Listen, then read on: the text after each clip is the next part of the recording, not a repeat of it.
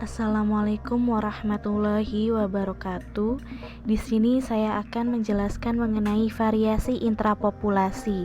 Variasi intrapopulasi ialah keanekaragaman baik bersifat morfologi maupun genetik yang dimiliki oleh suatu spesies dalam suatu populasi. Hal ini disebabkan oleh morfologi yang erat kaitannya dengan umur, sosial, habitat, dan pengaruh musim. Selain itu juga bisa disebabkan pula oleh faktor genetik. Ada dua penyebab terjadinya variasi, yaitu faktor non-genetik dan juga faktor genetik. Variasi genetik terjadi karena adanya seksual dimorfisme, seperti perbedaan seks primer dan seks sekunder, ginandromorfi dan interseks, strain seksual dan uniparental, serta variasi diskontinu dan variasi kontinu.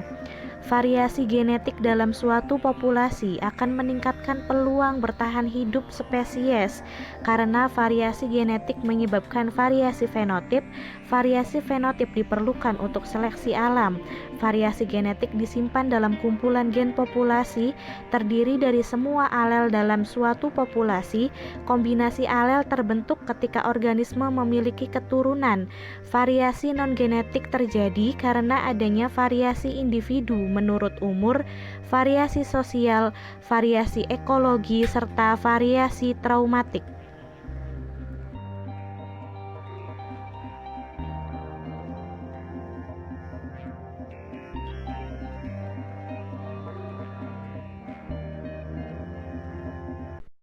Variasi intrapopulasi dapat digolongkan menjadi tiga. Yang pertama ialah variasi umur. Suatu spesies hewan dapat memiliki variasi dalam proses perkembangannya dan berbeda dengan dewasanya. Contohnya ialah katak yang mengalami perubahan morfologi dan juga fisiologi selama metamorfosis. Yang kedua ialah variasi musiman. Hewan yang hidupnya melalui beberapa musim dapat memperlihatkan variasi individunya. Contohnya ialah Dapnia yang memiliki bentuk kepala mancung berubah membulat pada saat pergantian musim kemarau dan musim penghujan. Yang terakhir ialah variasi seksual. Variasi ini dikenal dengan adanya perubahan pada organ seks primer, sekunder, ginandromorfi, dan interseksnya. Contohnya ialah kadal yang mempunyai perbedaan morfologi organ seksual antara jantan dan juga betina. Spesies siblings adalah spesies yang secara morfologi sama, tetapi pada genetik, fisiologi, ekologi, reproduksi, dan tingkah laku sangatlah berbeda. Penentuan suatu spesies ialah spesies sibling ataupun bukan dapat dilihat dari fekunditas, fertilitas, rasio seks, dan juga rata-rata pertumbuhan.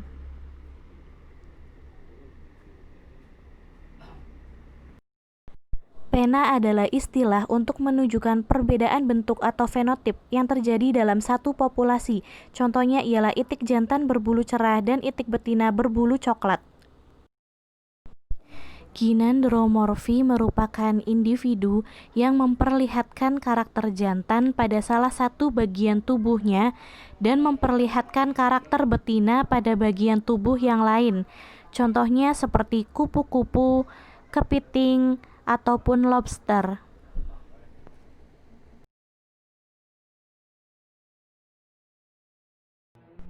Di sini saya akan mengambil penjelasan tentang spesies katak, yakni spesies yang termasuk dalam faktor genetik dan variasi umur. Variasi umur pada katak yaitu dimulai dari telur yang berasal dari katak betina dewasa yang sudah dibuahi. Telur tersebut akan terus melakukan pembelahan seperti dalam video.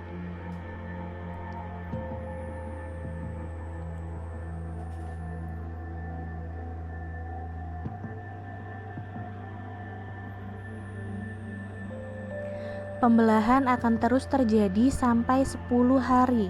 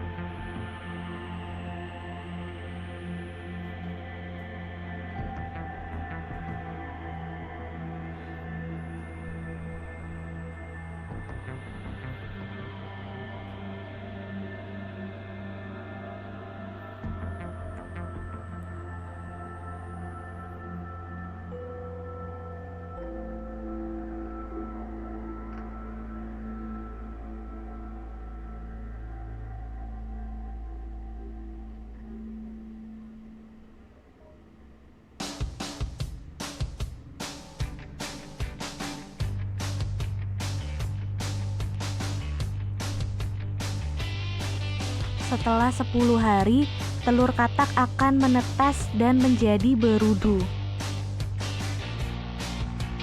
Setelah berumur 2 hari, berudu mempunyai insang luar yang berbulu untuk bernafas.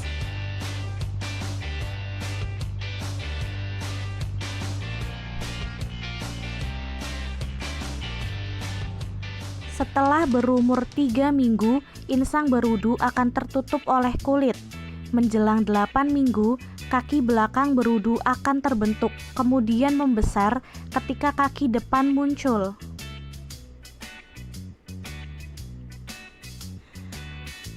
Umur 12 minggu, kaki depan mulai terbentuk, ekor menjadi pendek, serta bernafas dengan menggunakan paru-paru.